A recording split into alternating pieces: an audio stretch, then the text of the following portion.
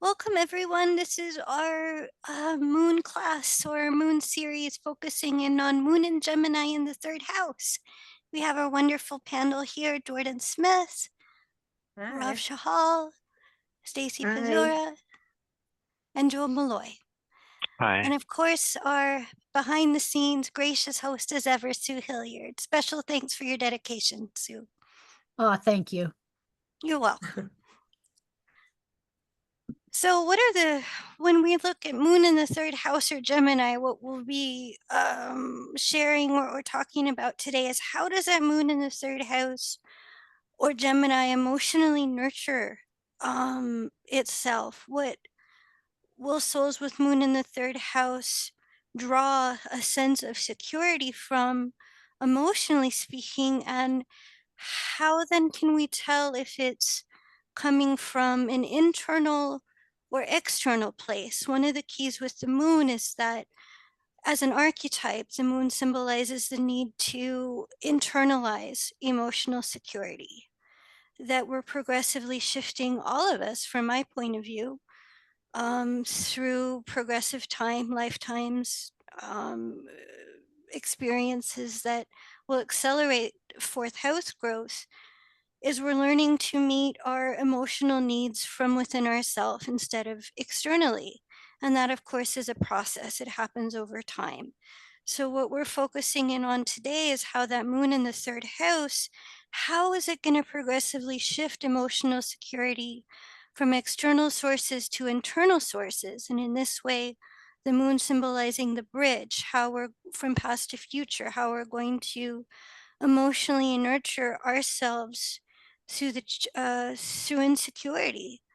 When we feel a need or a draw to change patterns that have become limited, we naturally encounter insecurity, vulnerability. How do we then cope? And how do we support ourselves through these difficult changes? By focusing in on the moon sign in terms of the daily shift, or how we're going to be experiencing that in the current moment in time. And I'll start the conversation.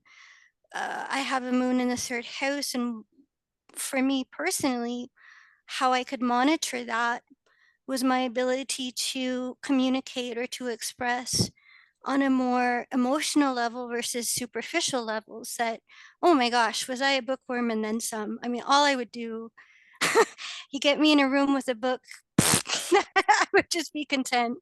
That was the way that I nurtured myself, was intellectually. It was how do I talk about this weather pattern, or this game going on, or this conversation, or that, and this book and that. And the challenge, or with those who I felt close with and who I felt safe with, I could really open up in terms of how I was feeling, if I was feeling safe or not, the more emotional aspects versus that more superficial level where you could engage in just about any conversation just to talk, which is a natural need of the third house. But if it's always on that heady level, or if it's always engaging in superficial conversation, being that it's the moon in the third, that it'll naturally attract situations to where, through that ninth house polarity and expressions of one's emotional truths, that within all of that, within all the Gemini gathering, talking, collecting, book reading, how do I feel about this? How do I communicate or express my personal truth? And before I pass it on to you, in terms of Gemini, we often think of it as talking or writing or those more linear ways. And to me, really, that key of that moon in the third is the emotional security to self-express in whatever fashion, whether it's linear, non-linear, whether it's through singing, dancing, laughing, crying, my face, however it is that one feels drawn to communicate. It's the security to do that in a very ninth house, or in a very honest way, without the intellectual filter. Yeah. Deva, that's also because Gemini, and we have to remember, is, it's mutable. So the adaptability of Gemini to be able to move towards the right way to express itself is key. And that's exactly what you've just touched upon. Nobody thinks of crying in a way as expressing themselves in terms of the Mercury Gemini third house way, but it's a form of expression. You're releasing through the emotional body, whatever means that's available or is useful for that soul to do. I remember working with children. One of my favorite times was when I am feeling mad today. And I could really show it on my face, or I am feeling happy today and I hug. And for my third house moon, it was just in Cancer. It was just, I can't express the joy that came to my heart through that. And just the security and the safety, and then seeing the little ones when they would get frustrated, they would come up, Miss Dava, I am mad. Would, oh, you are telling me that you are mad, and I am proud of you. Or when they would cry, just as you're saying, they would feel safe enough to come and ask for a hug or cry because they weren't feeling secure. It was just, yeah, to me, as just as you're saying that that really for moon in the third house, having moments like that and doing that in a safe environment to where you can express yourself naturally in whatever form. For me, that was really a breakthrough moment. I found that working with children, poof, oh, does Miss Dava need to cry in public today? She might. Just never done it without working with them. So it was kind of the key to the engine, and it really helped unlock a lot of the hedges that I had around that one of my coworkers was like, you on your face show everything.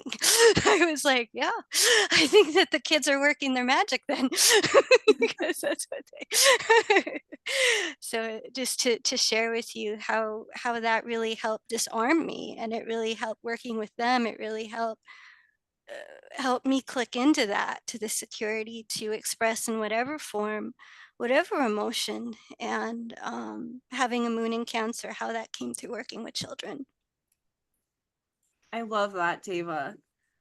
Something that I really learned from reading your book, this has been, I don't even remember when it came out, like a year ago, I want to say, or something like that. But I was reading about the Gemini moon, and I don't know why I had never thought about this, because in that you pull in even the square to Pisces, the nonverbal expression or communication. And I think that that's really important to talk about too, is depending on where someone's at. It's like what you said, someone could express themselves through singing, through this, through that. But I find a lot of people who have a hard time of verbally expressing themselves, they'll do it through nonverbal communication using their hands, right? Gemini moon, like painting or something like that. And I find that because I have a few friends who have a Gemini moon who do that. And when I read that, I was like, oh my God, that makes so much sense. Like that natural square. So I also wanted to say that, that I think that that's really important when you're looking at that. Absolutely. Hands are to the third house, right? Hands on. And having a moon in the third house, I found that when I use my hands, or when I touch something, it's almost like sculpting. It's like I get the shape or the feel of it, and it really helps in terms of how I learn or how I emotionally integrate things. It's like giving it a way to feel. Yeah. But when you watch, just, when you talk to people, now I'm doing this now as well. When you talk to people, if you sometimes notice if they're doing something with their hands. So you can tell if they're nervous or if they're relaxed.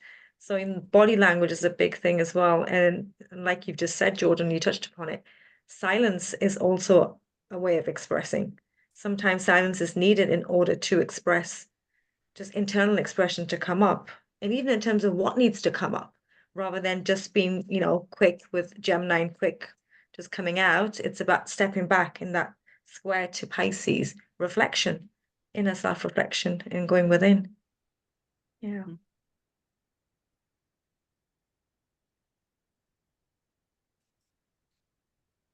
Just like now. Just puts me in touch with that phrase, if you can't hear my silence, how will you hear my words? Yeah. Right. Mm.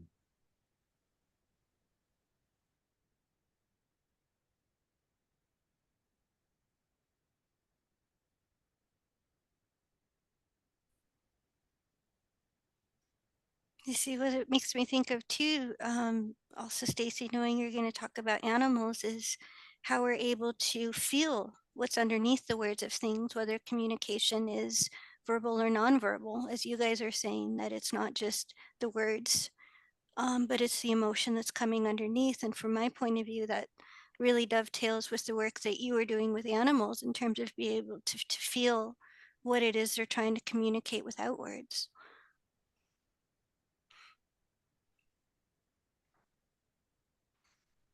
Sue, do we want to go to that next slide for Stacie? Or Yeah. is that okay? Sorry. Okay.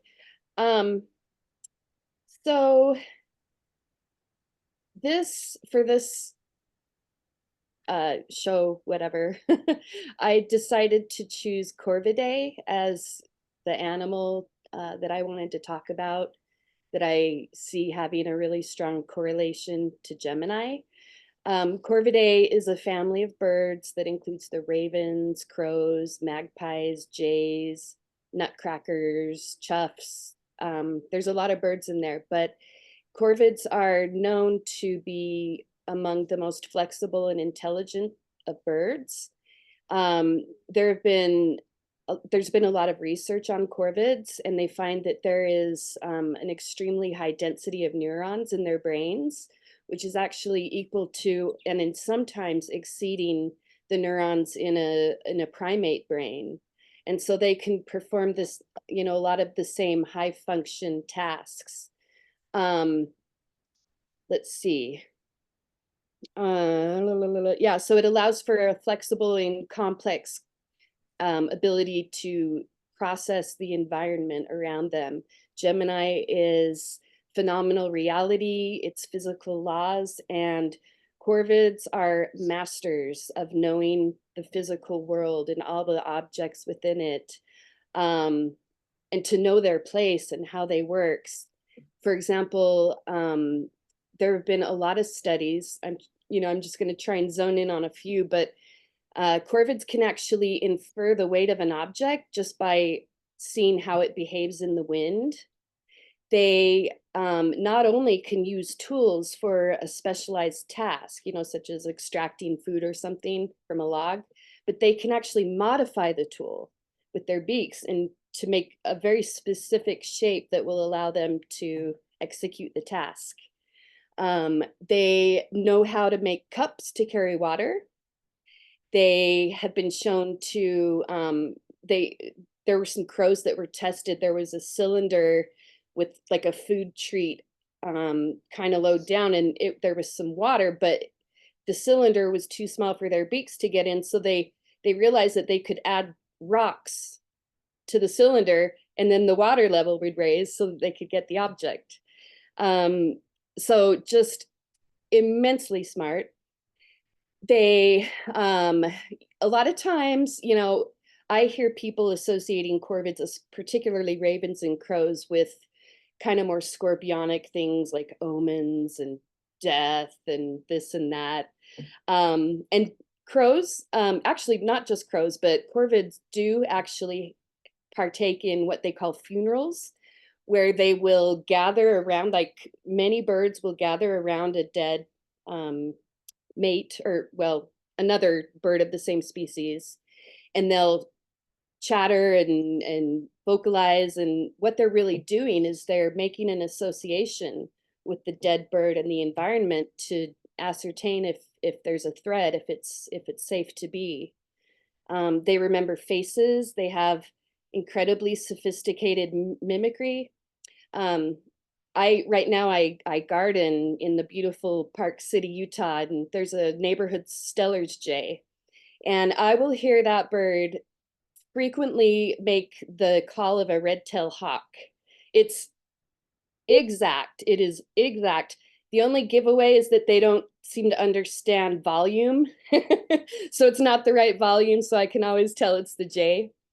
Another funny experience when I was working in animal bird husbandry, I worked with a pair of magpie jays, and these birds were so smart. During the day, they would, or actually at night, they would kind of chip away at this corner of the exhibit, and they were breaking it apart.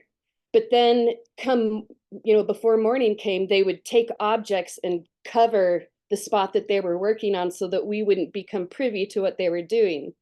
Luckily, I figured that out before they escaped. But they're just incredibly smart.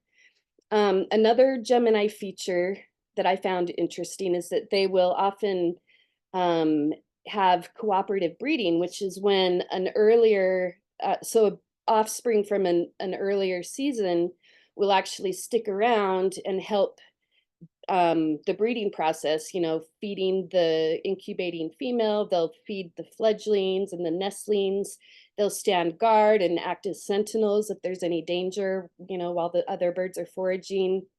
Another correlation is they're omnivores, so they'll take whatever is available. They'll eat snakes, bugs, fruits, nuts, human garbage, carrion, they'll scavenge. So just a wide diversity there. And they have communal roosting. And so at night, they'll go to like pre-roosting sites where a smaller group will get together and they'll exchange information, and maybe find new breeding partners, and then go to the communal roost, which is a much larger group. But every day they follow the same flight path, and it's frequently along the human roadways, so that they can look for garbage or roadkill. So just so many Gemini correlations that I just really wanted to highlight them and just how smart they are. Some people have opinions, Gemini, about corvids because they're very assertive and they know what they're doing, so they're hard to trick, and they kind of do what they want, but just incredible birds.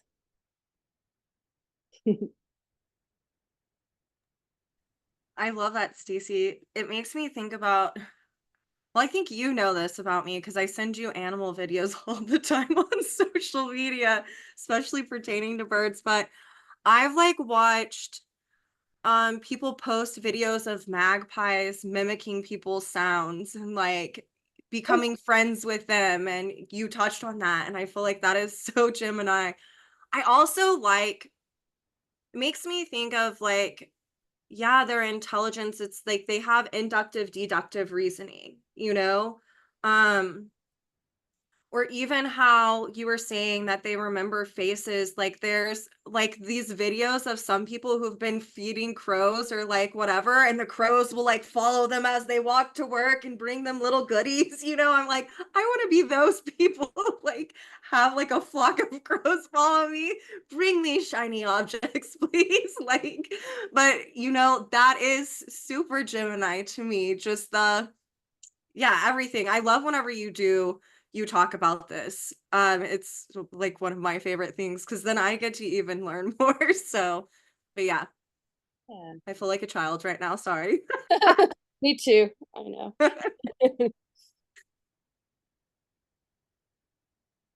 All right. Well, that's all I've got on that.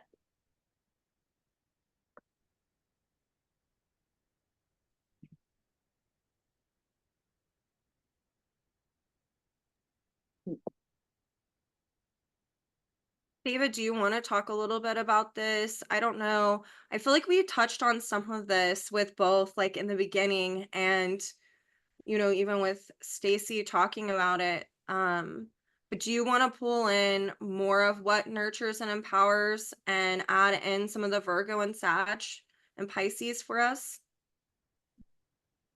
Well, just to build on what we've talked about in terms of Gemini diversity, I'm glad that we're bringing that in because that's a natural need for a moon in the third house that you'll typically find, not to make a generalization, that they'll need 2 or maybe even 3 different things happening because of their own emotional need for diversity. And they can busy environments or environments that have a lot to do, where there's a lot to do and a lot to learn.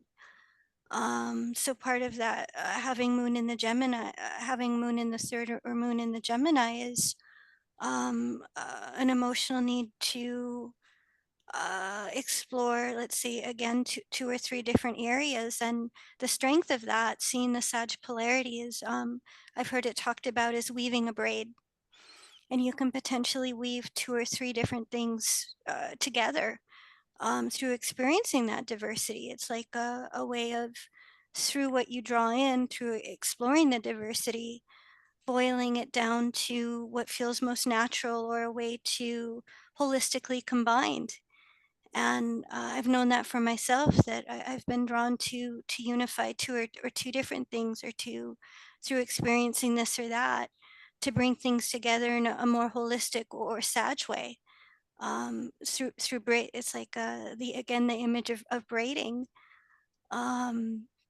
So as Stacie was talking, what came to me in terms of using animals is the different ways that animals will express themselves, whether it's verbal or nonverbal. And I remember a story that was shared. It was about how bees can communicate through dancing, that they can trigger a knowledge of where the most beautiful garden was. And then the other bees, through the dance, they know where to go.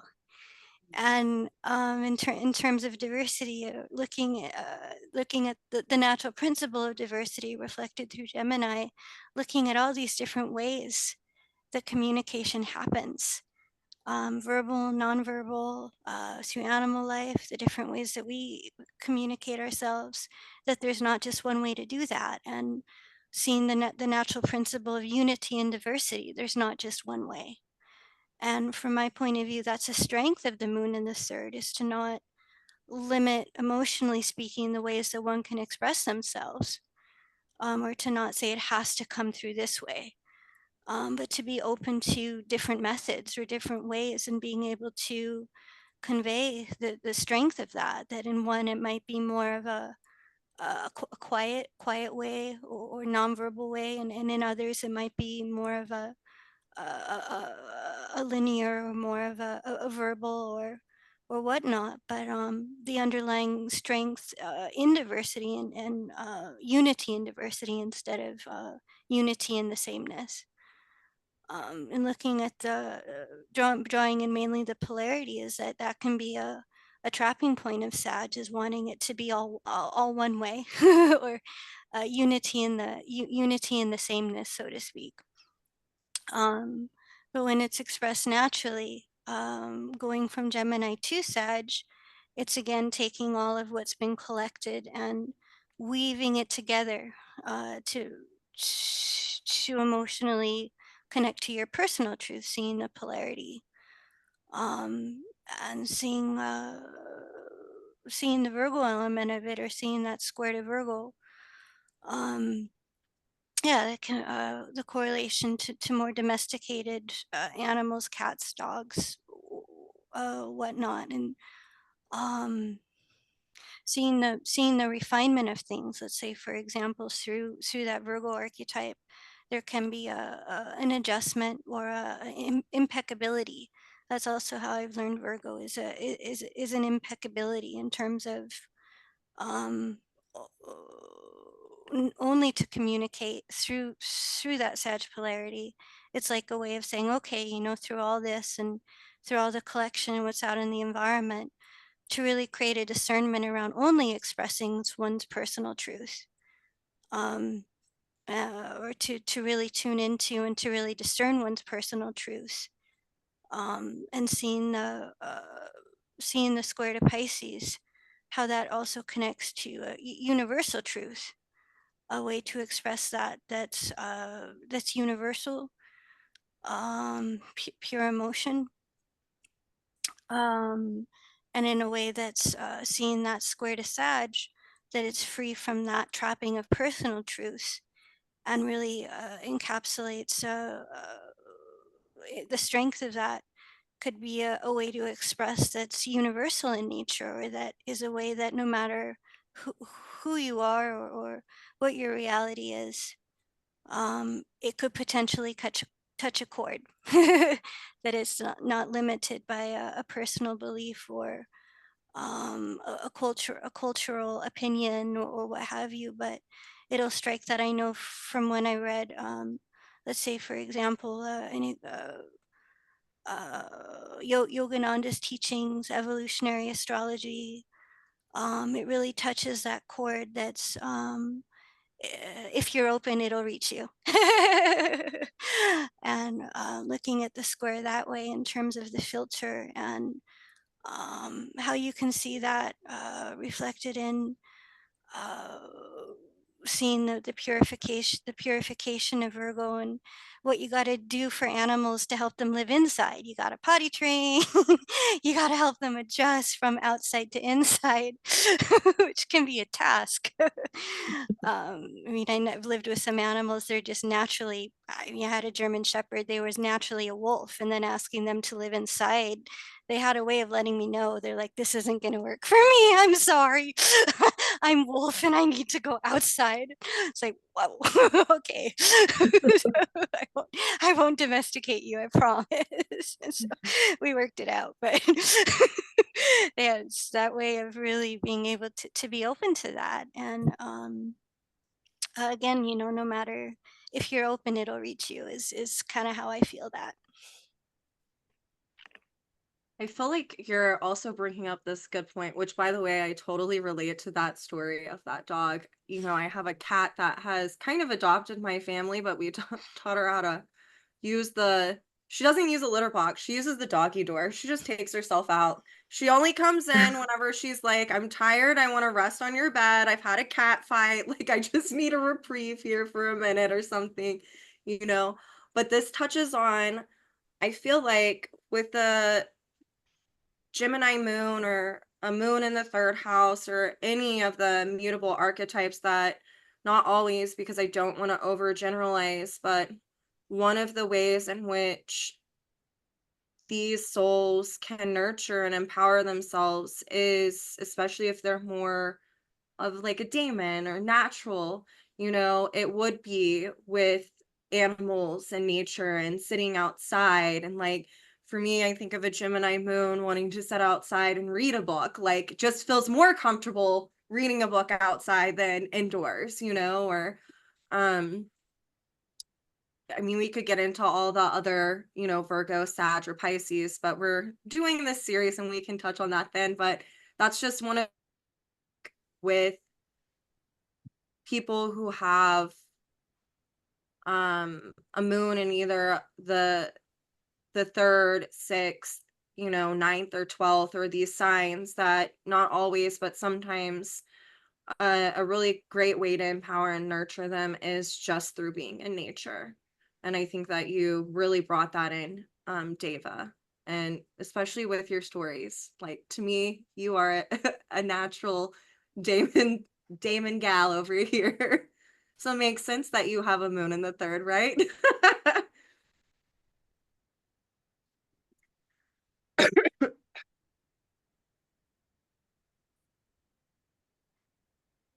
Seeing that mutable energy too, is the adaptability to change, just as you're saying, that um being more flexible, or being able to make those adjustments more easily, perhaps, than fixed signs, in a general sense, or not 2 steps forward, 1 step back, but kind of making those shifts as they come up. And that suits the Gemini need for diversity. The moon in Gemini says, okay, great. Something, I can experience this too. Or, here's the uh, the diversity would suit that moon in the third. So yeah, absolutely, seeing that mutable seeing that mutable square in that way too. And in terms of just being open being in nature, and what you can learn through that, and how that imprints the emotional body and the ability to express in whatever way. Yeah, and just I feel like also connecting with one's own emotions, especially if depending on, what is conditioning that moon in that third house. It could be, I need to, maybe someone has like a lot of Taurus, Pisces or something in their chart, and they're like, I need to decompress. Like, what's the best way? Let me go sit outside with a cup of tea, a book, and then, oh my God, now all of a sudden I feel everything that I wasn't able to feel a minute ago. Um, so yeah. The key word for the mutable axis is to remember is that adaptability and the Hmm. need to be able to adapt, to move through the emotions as well. Yeah.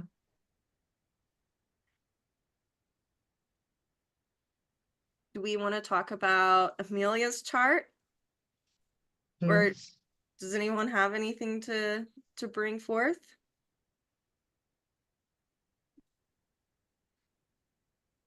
Deva, I keep wanting to say Grace because of your name. Like, that is not right. I think Do you- she's here in spirit because I didn't do that. That is so funny, and I keep wanting to say that. I'm like, okay. David, why don't you give us some background?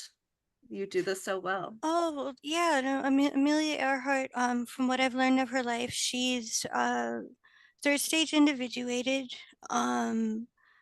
that she pioneered, of course, in terms of her work as an aviator, but also a champion in terms of, in that time specifically, gender equality, that she really advocated that no matter if you're male or female, that there's equal opportunity, and that essentially that there is no stronger gender, and being able to she also, I believe, she wrote a few books about aviation, that really captured her championing spirit. And one of my favorite quotes by her is that we all have vistas to fly. We all have mountains to climb. And that's her way of saying to not limit yourself by how we naturally think of gender, how we naturally think of male, female, looking at that moon balsamic Pluto in Gemini in the second house, but intrinsically valuing um, both. And as you guys were also sharing before the show, that her life kind of became a catalyst, or that she became more well known after her life, and looking at that Sun South node in Leo. Um, from my point of view, that she naturally did want to shift that focus from being upon herself as being the figurehead, or as, in my view, kind of being the center point, or even the icon, and was wanting her life more to be a catalyst for much needed social change, seeing the North Node in Aquarius in the 10th. So it was like her way of saying, uh, because of how centered it did become, she became very well known in a very short amount of time. It catalyzed more of a social growth in terms of opinions and prevailing consensus, how both men and women relate to each other in terms of gender, seeing that moon balsamic, and what was triggered after her death, or how that became something that was that grew, or again was a catalyst. So um, I felt she was a good example, is a great example for a moon in Gemini, because she was able to, not just through her words, but through how she orientated towards her fame, towards becoming well known, that it was really centered upon equal opportunities, and seeing that Uranus Saturn in the 7th house in Scorpio, inherently wanting no limits. She was in Daredevil. She would just, you know, there was a limit there, or there was a challenge, and take to the sky. And he's gonna whoop. So it's also learning limits that way, or of you know, being a daredevil, and what can come from that. Seeing also the Aquarius energy through shock or trauma, or even loss of life. Seeing the Aquarius Saturn. But from my point of view, she really expressed um, uh, valuing oneself despite this or that, or seeing that second house theme of self-worth with Gemini, and was able to transmit that to others, or she was a strong communicator of that just through her life, and how she was able to impact people that way. I kind of want to add something to that. She got so much publicity through her, that, you know, who eventually became her husband. And, you know, she was given all of these, you know, just like kind of put on a pedestal. You know, you can see that Venus, Neptune there. But what I find interesting is that with all of that fame and all of these titles that she gained and acquired, that Mars Pluto in the 5th, she did have a humility about herself, where she didn't necessarily, she didn't feel 100% comfortable with the glory that she got from being the first woman to travel the Atlantic Ocean by plane, because she didn't fly. And so she said to herself, well, I need to do it. I need to actually do that. So it wasn't enough just to get the glory. And she did that in a few different examples. So I love that, Stacie. I also, you brought in that Venus Neptune, her Lilith is ruled by that Venus, and it falls in the 6th. So it kind of ties in the things that we're talking about. Which is that one, I feel like through the crisis of like disappearing, right? No one knowing where she was, she got to challenge consensus people about how men and women are both equal. And it was through her, also her Amazon is conjunct that South Node of Uranus in the 8th, which pulls in what you were just saying as well, and reflecting that, because it's ruled by that Jupiter.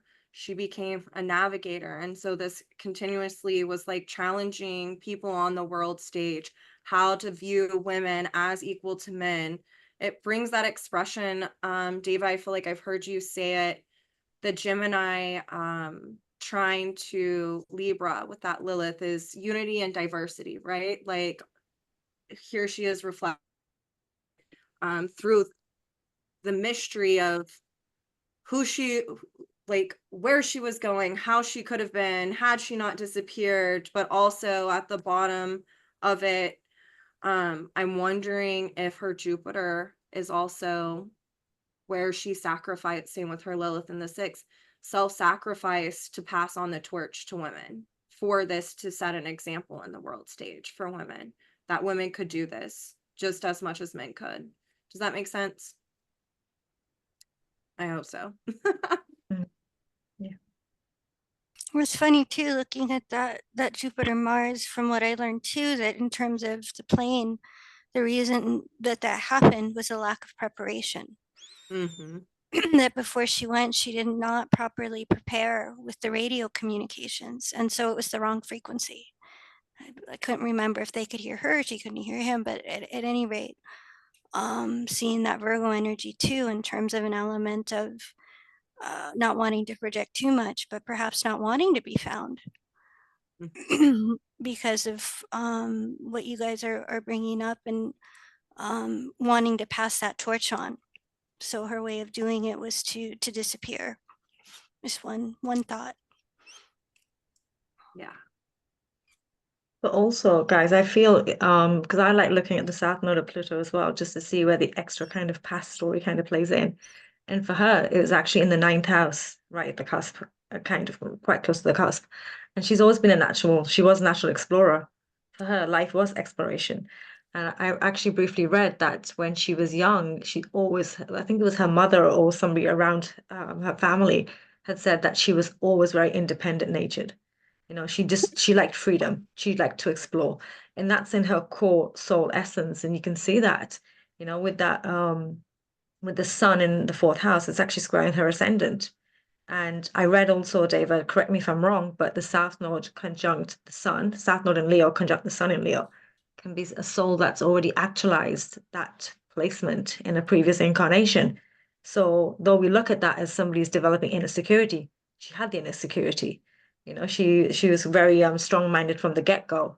So this lifetime was going to be an exploration. It was going to be curiosity and diversity and I read that she was not only an advocate for women's rights, but she was a professor.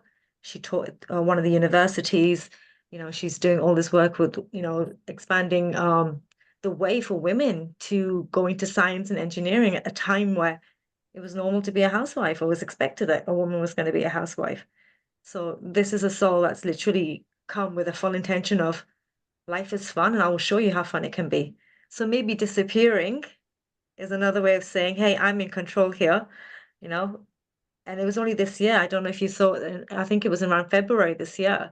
There was a news article saying that they thought they found the remnants of the plane, and that would have been transiting Pluto currently in Aquarius, which would have been opposing that sun of hers in the fourth house in Leo. So I feel like the adventure continues for everyone that's very curious about what happened to her.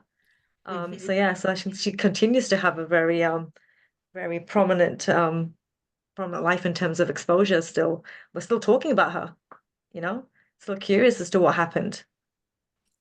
You brought up a great point with that south node of Pluto, because I'm thinking about that in correlation to the moon as well, which is her mom growing up, um, had them in knickers, right?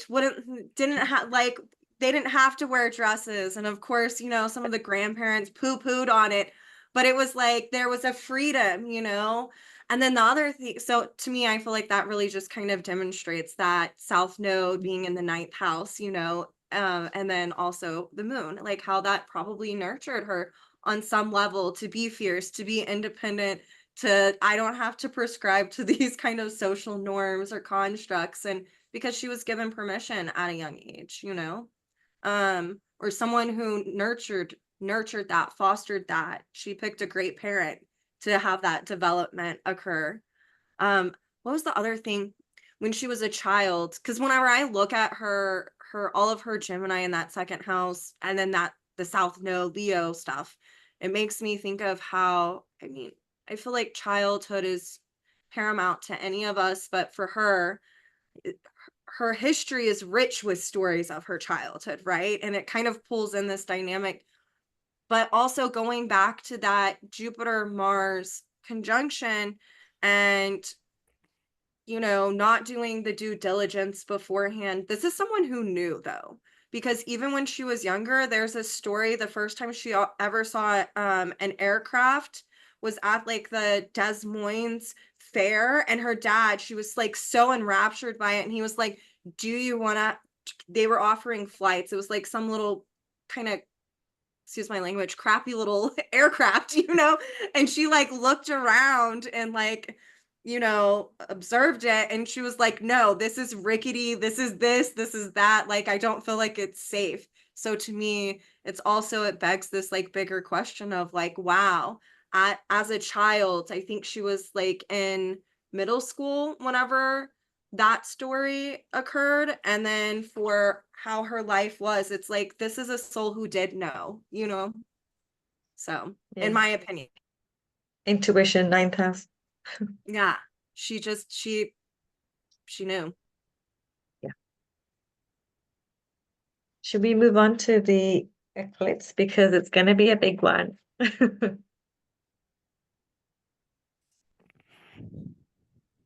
Oh, Deva, were you gonna say something? Oh, I was just you guys touched upon it, but thinking about too her relationship with Putnam, I think his name was George Putnam, Mhm. and how she when he when he first asked to marry her, she refused. I think it was 2 or 3 different times, and the only way it would happen, she wrote him a letter, and she let him know the only way this will happen is if you understand that this is going to be on equal terms, and that it was her way of saying that I am who I am, you are who you are, and if you can find that balance with me, or if you give me that freedom and I give you your freedom, and we can make that commitment together, Scorpio in the 7th, not limit each other, but it'll really be on equal footing, then I can say yes. And that was really the only way she would do it. And I really see that too in terms of what you guys were sharing in terms of um, that south node on the sun, and ultimately really wanting everything to be balanced out, or seeing that Aquarius in the 10th to be radically altered. And that reflected through her relationship in terms of having a relationship with specifically a man that was eye to eye, or that was on equal footing. Did we, and if we didn't say this, I do think it's important just because I love like the archetypes of things, like as a baseline. I think you might have touched on this, but how Aquarius can be flying, right? Okay. So even the North Node there in Aquarius, like in the 10th house, you know, a public figure, liberating from gender and social constructs, the norms. This, I mean, just even that little archetype is rich with, and how did she do it? Through Aquarius, Uranus, becoming a pilot, you know, flying, entering the stratosphere. Like, I just wanted to touch on that for people who, like, I'm someone who I'm like, what does a grandparent mean in a chart? What is it this or what is that? So those are kind of the nitty gritties that I feel like fascinate me, that I wanted to say that Aquarius is the archetype of flying for sure.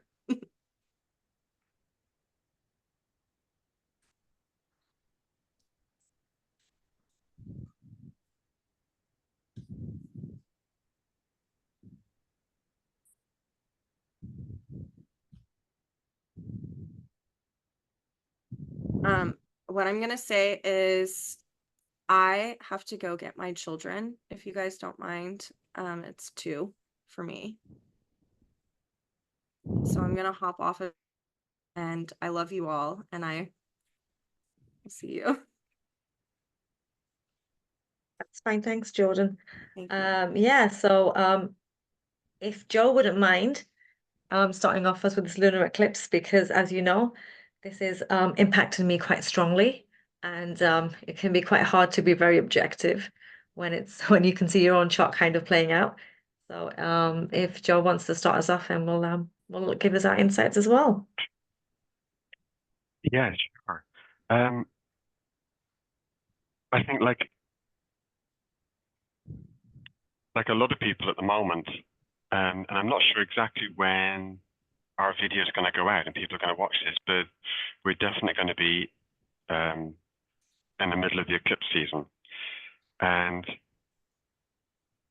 I think one thing that's come up for me, and having conversations with other people, is how although we can plot the time and the date in the calendar of when these events happen, that there's not just a build up to them, that you can feel no matter where it occurs in your chart for the days and weeks before the event.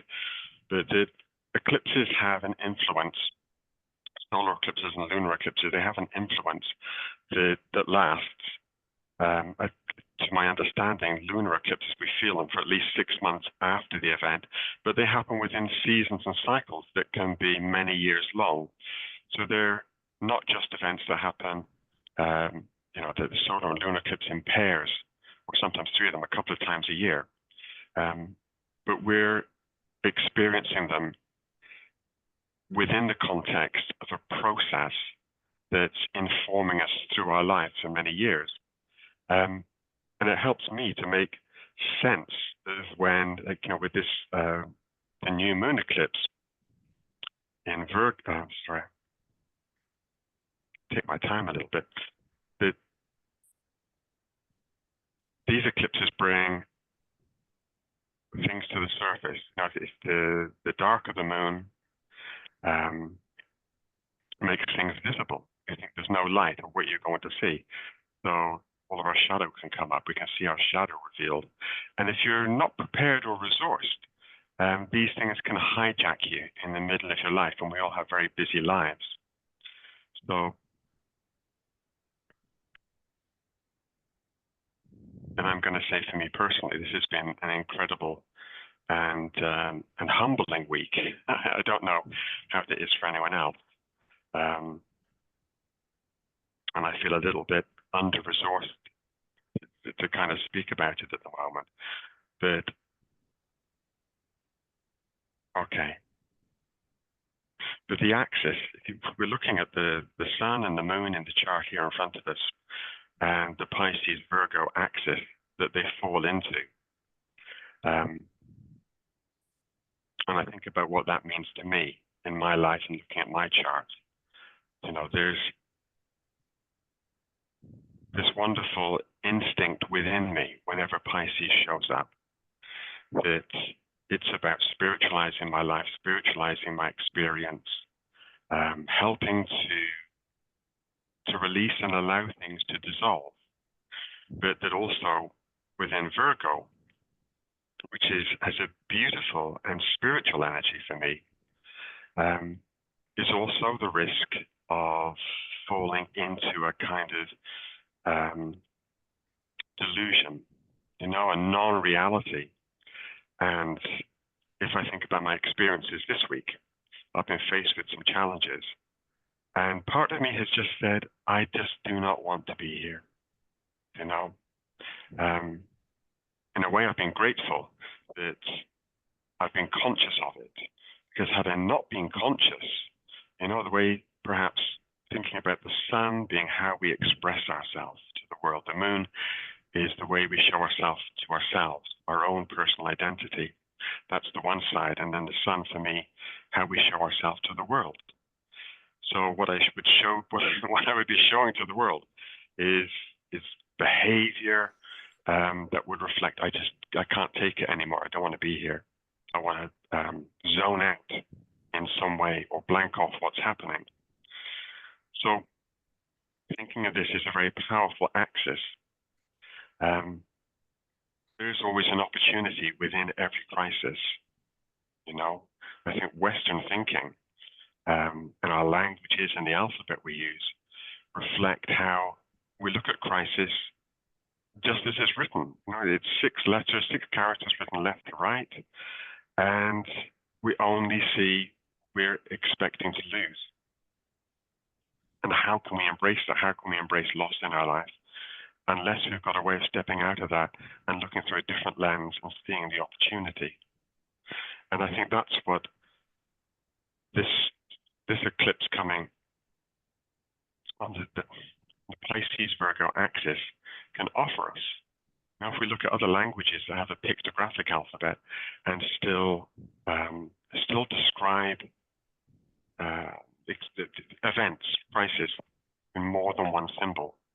So Chinese, I believe the word is Wei Ji, and these 2 syllables represent crisis, the loss, the danger, and Ji, the opportunity. And I asked a friend of mine who came from China to do a workshop with me a year or so ago. I said, you know, I've been telling people this for a long time, and am I right? And I was a bit stunned because she stopped, and I thought, what's going on inside? What's she thinking? And I was worried that I just had the complete wrong end of the stick. And she said, you know, Joe, you're right. But the thing is, we don't see it like that these days. We look even at these 2 symbols, and we just see this Western idea of crisis. So I think when these things come up in our life, particularly the Pisces Virgo axis,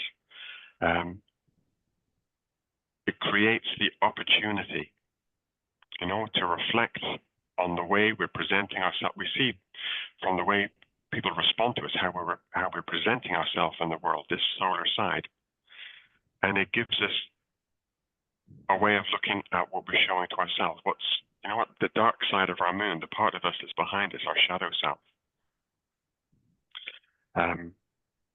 I don't know if that kind of fires up any thoughts for anyone else, presses any buttons. Yeah, Knowing Joe, that this, I just want to, yeah, sorry, no, I just want to add, because you're talking about the expressing part. In this lunar eclipse, we've actually, the sun and moon are squaring Jupiter in Gemini. You know, we're talking about Gemini today. And this square, for me, it stands out as kind of telling us that we need to, like, you know, trust our intuition, Jupiter, you know, and with Gemini, it's very much, you know, there's truth is relative. You know, it's our truth. So it's how you're feeling, it's honoring that. So, you know, you mentioned it's been a heavy week for yourself, but what you've done is you've honored that, you've surrendered to the process. But also that Pisces is also faith. Having faith as to what's going around you is actually linked to your soul growth. You know, a lunar eclipse, you know, because it's linked to the nodes of the moon, it's very much about our soul growth in terms of our past to our, you know, continuing present and future that's coming up. And with this full moon, we've got the ruler, which is Neptune, conjunct the moon in a balsamic phase. So it's really pointing to a lot of closures coming up, but then knowing we have to surrender that we may not know what's coming up, but knowing that we are being directed on the right path. We're moving towards our soul's evolution. So yeah, so that's what's really jumped out for me with this, you know, lunar eclipse. And I agree with you, it is heavy. It's feeling heavy because it personally links to my own chart as well. And I can feel more of the, not the resistance, but the more of just, you know, I'm a Virgo. I like to have a bit of control. I like to, you know what I'm doing and have things figured out. But it's kind of pointing to just surrender, you know, one step at a time. There's your Virgo, one foot in front of the other, and discern what's right for you in the moment. You know, human nature is you want to plan, you want to figure things out. There's your Gemini, you know, you want all these lists ticked off. It's not about the list, it's about the moment, the experience, and honoring the emotions that's coming up. And that's linked to the moon. You know, expressing yourself in a way that's true for you. Yeah, so that's what's been jumping out for me in terms of this lunar eclipse that's coming up. yeah. Yeah. David, do you see anything that's, oh, actually, sorry, before I move on, I want to just point this out and see what you guys think about this. There's a kite pattern in the with this lunar eclipse. That's, you know, between you know, you've got the moon, you've got Uranus retrograde in Taurus, Pluto retrograde in Capricorn, and then the sun as well. And for me, that's very much really screaming at soul growth. Uranus being, you know, being able to in Taurus about you know, just differentiating and, you know, deconditioning is very strong with this lunar eclipse for the next 6 months. And I also feel this lunar eclipse is going to be setting this tone for when the nodes shift into Virgo Pisces, where we'll be doing a lot more of the discernment, discrimination, surrendering, and needing to have faith. Mm.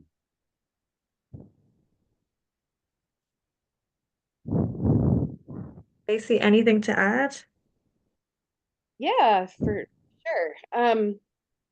Yeah, you kind of mentioned it, the balsamic conjunction to the moon and Neptune. And I'm really seeing that as just an amazing opportunity to unify or make the effort to unify our consciousness with higher consciousness. And then, you know, by way of the sun in Virgo, opposite, we can have full awareness of how we can create a devotional practice in our daily life. And, you know, for those who aren't necessarily oriented to spiritual life, one thing everyone has is a sense of ultimate meaning and value and ideals. And if you don't know what they are at the top of your head, this eclipse could potentially make that clear, because when something happens that correlates to your ultimate sense of meaning, you feel it. And so with this sun, it really does give us opportunity to apply Virgo in our daily life. And you know, the moon is also making a gibbous inconjunct to Venus in the 3rd house in Libra. And so there's probably going to be a lot of critical self-reflection, also critical self-reflection upon others.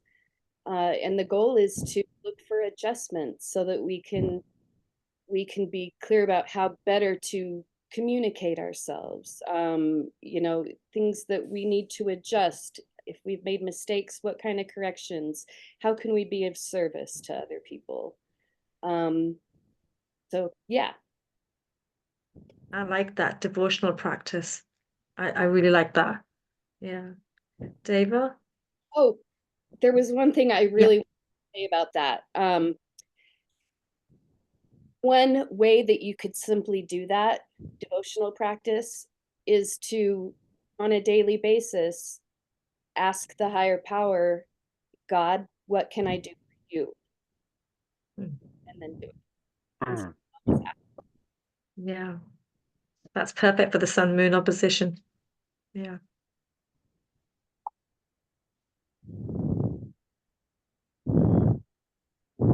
Anybody else want to add anything before we move on?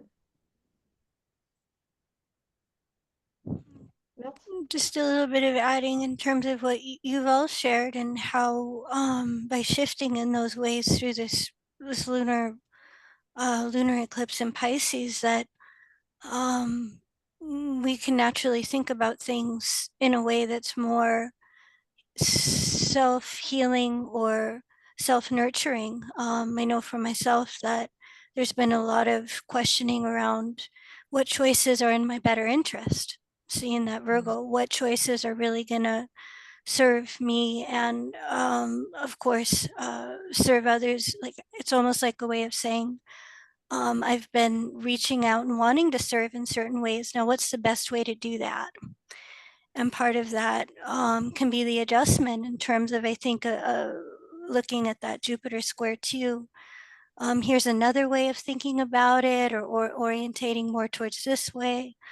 So I've also been feeling it in terms of that Pisces, in terms of ultimate meaning, and uh, let's say, you know, down the long run, or what's better served here.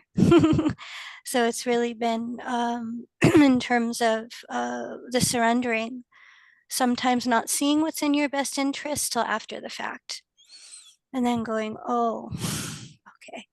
So if I can just hang in there, it really does kind of feel like Garfield on the screen door. If I can just if I can just hang in there through this, that I'll trust that even if I don't get it now, 1 or 2 years from now, maybe I'll go, oh, okay. So for now, it's that feeling of surrendering and release and reframing. I really, really feel energized by reframing things at the time. Yeah. And like you just said, the dots will eventually join. Yeah. Yeah. Beautiful. Thank you. Right. So just moving on, I think we have a quote, if I'm correct. Yes, by Bill Moyer. I'm going to be very honest, I'm not 100% sure who that is. But the quote is, when I learn something new, and it happens every day, I feel a little more at home in this universe, a little more comfortable in the nest. Actually, that's beautiful. That's actually the first time I'm reading that. I know we had slides, but yeah, exactly.